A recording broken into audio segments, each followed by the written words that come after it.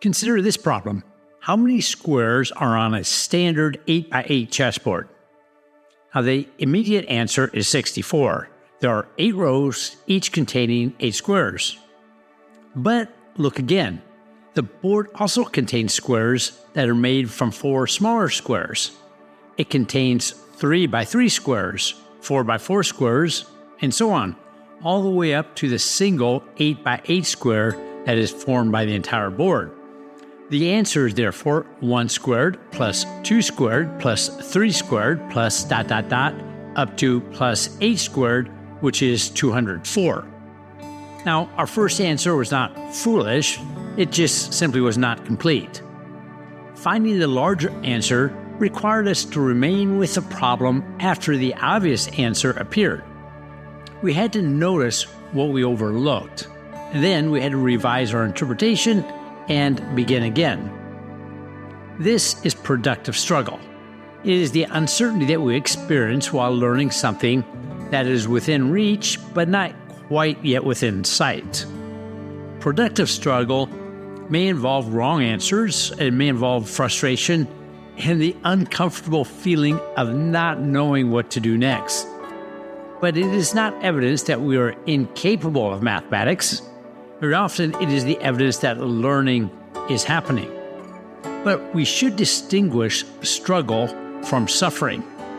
A student wrestling with a difficult idea is not in the same position as a student who is humiliated or excluded or overwhelmed or left without needed support. Difficulty can strengthen learning, but shame and abandonment usually does not. So we should be careful not to call every painful experience, quote, good for us, simply because something might eventually be learned from it. Probably the important question is not, how can I eliminate every difficult feeling? And it's probably not, how much pain can I endure? Maybe a better question is, what kind of difficulty is this, and what response does it require? Now, sometimes the answer is persistence. Let's try another example, or maybe draw a picture, or maybe return to a definition. But sometimes the answer is assistance. Let's ask someone to explain it, or maybe offer a hint, or maybe someone could work besides us. And sometimes the answer is simply rest.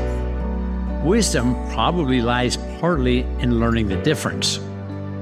Now, the chessboard did not become clearer because we stared at it miserably. It became clearer because we changed the way we looked. So think of something that you are currently struggling to understand. What have your unsuccessful attempts already taught you? And maybe what small hint would help you continue without taking the discovery away? Difficulty is not always a barrier to learning, but sometimes it is the place where learning begins.